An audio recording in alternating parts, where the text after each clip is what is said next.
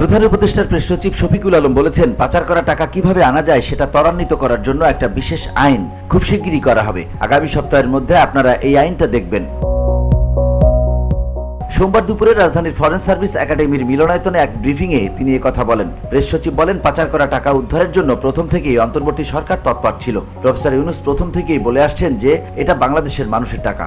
ধুলো, ময়লা ও ক্ষতিকর ধূলিকণা থেকে নিমিষেই মুক্তি দেয় চৌধুরী এয়ার পিউরিফায়ার। এর শক্তিশালী সাকশন ঘরের কোনায় কোনায় লুকিয়ে থাকা সকল ধুলা টেনে ফিল্টার করে এবং বের করে আনে নির্মল ও স্বাস্থ্যকর হাওয়া।